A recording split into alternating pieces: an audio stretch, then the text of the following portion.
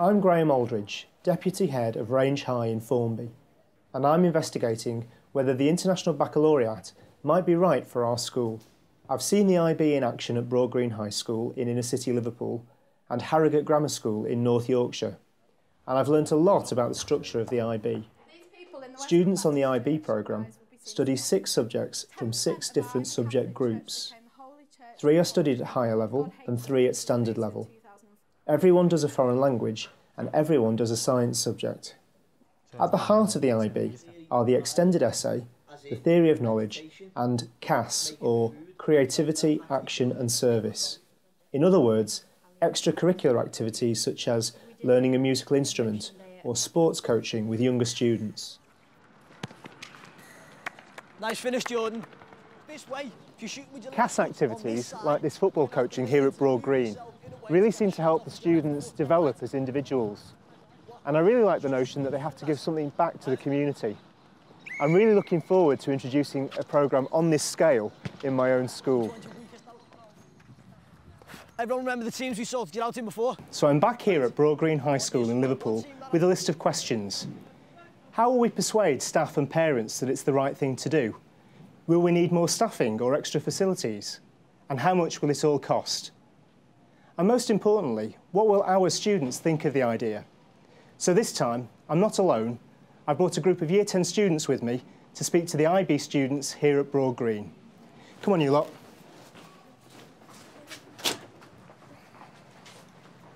What are the advantages of doing it?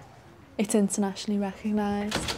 Well, if you want to travel or if you want to study either degree level or postgraduate level, people recognise it in universities worldwide. So can you pick any 6 subjects or do you have to pick from particular groups? Well, this is if you're doing the diploma, you have to do English, you have to do maths, and you have to do a science, or you can alternatively do technology, or some people do 2 sciences and 2 sciences instead of another subject. I know Group 1 is English. Yeah, language. It's language A. Group 2 is your second language. Where here in Broadgreen they offer Italian, Spanish, and French. If you haven't taken a language at GCSE level, how can you cope with the work at IB level? It's ab initio what you're doing. So I do Italian ab initio, which means from the beginning you do everything from scratch. It is hard, but you learn from the basics, from sort of saying hello, goodbye, the 1 to 10. Do you not think that the wide range of subjects can be a disadvantage to people who've got their mindset on the 3 subjects they want to do? You've got to be committed to do the IB, and I think if you know what you want to do, go for it and do A-levels. But if you want to be challenged, if you want to do something that's internationally recognised, if you want extensive opportunities, do the IB. Well, I don't really know what CAS is. Is it like a certain subject that you've got to take, or no, is it just like it's creativity, action and service. It's basically getting you involved with other activities and whatnot. Something creative. So, like I did a nail technician course. Action is like maybe if you wanted to do sport, or you can travel with the action, and then service is perhaps community service. You could join the cadets, something to get you involved within the community or outside your curriculum. Do you not just think it's another pressure on top of your schoolwork and then possibly a weekend job? Actually, the CAS was a welcomed experience for me because it meant that I don't have to sit, in class and do my work all the time. There was time for me to just forget about work and just relax. And actually, when I came back, I was more refreshed, more motivated and focused. Would you consider doing the IB now that you've sort of been briefed about it, really? Yeah. But I'd have to check about the sciences, because I really do want to take 3 sciences. Yeah. What about you, Todd? I'm not really too sure. I think it would depend on the time, what job I wanted to do. Because if I was still a bit clueless, I would take it. Because then, when I decided there's more job possibilities. But if I was set on something, I think I would stick with the A level. But if not, then I would go for the IB. As the students found out about the IB from their perspective, I was finding out about the logistics of introducing the IB from head teacher Ian Andain. The IB requires that there's a diploma programme coordinator, DP coordinator. They usually suggest that it's a member of the leadership team. You've got to have a CAS coordinator, and you've certainly got to have a designated TOK teacher. In terms of teachers teaching on the programme, to be perfectly honest, it's very, very difficult just to recruit, but it's, you know, identifying teachers to go on workshops for the IB. So you actually started with your own staff and sent them on IB training first. Yeah. Have you recruited any people new to the school specifically to teach IB? No, not in that sense. You know, they're recruited to the school specifically to teach, and then you know, we say, are you interested in doing Key Stage 5 work? If they are, then in that case, you know, we would look to send them on a course. How do you go about marketing the IB to students and parents? Well, certainly from your point of view, one of the great advantages that you've got now is that the IB has produced a lot of really good publicity material telling parents and students what the course is about. And you can download that from the IBO website. But we actually had to produce most of our material. And how have you gone about evaluating the success of the programme? Well, I think one of the principal ways is the proportion of students that go on to higher education. In that regard, we've done exceptionally well with well over 90% of students who do the diploma programme going on to higher education. Of course, you can use other criteria. You could use the percentage gaining the full diploma. Of course, one really interesting way of evaluating the quality of the diploma programme is not just the students who go to university, but actually the ones who stay the course and get a good honours degree. Down the road at Liverpool University, Valerio Rivero, a former student of the International Baccalaureate diploma at Broadgreen, told me how he was getting on with his studies. Valerio, you studied the IB at Broadgreen High School. What are you doing now? Well, currently I'm doing a master's, and I'm going to finish this in September, and then from October I'm going to start doing a PhD here in Liverpool in astrophysics. How well did the IB prepare you for university life? I believe it prepared me very well, because some subjects were very sort of specialized in the sense that they would teach almost first-year style university course. I had research skills which some of my fellow colleagues did not have, and I learned a lot from the IB in the sense that I was somehow one step ahead. And the IB is quite a broad-based course, and yet you're in a very specialised field. How did it prepare you? Two of my main subjects that I chose were very good choices for the IB. Physics, I chose one of the options which was astrophysics. This motivated me even further to sort of choose this career path.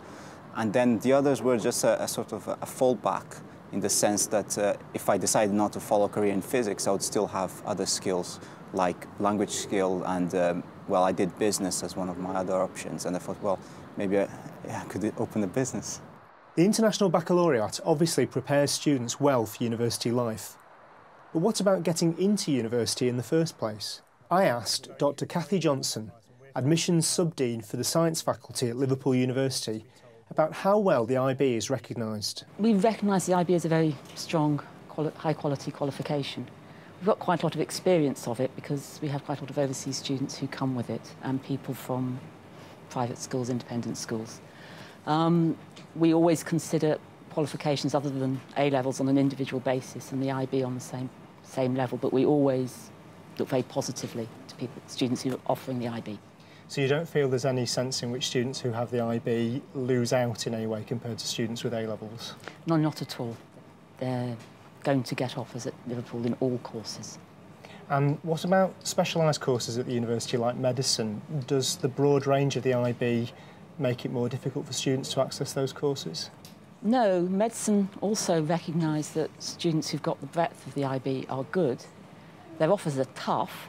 They have to get 7 in chemistry and biology, and at least another 6. I think it's an overall points of 38 or 39 or something like that.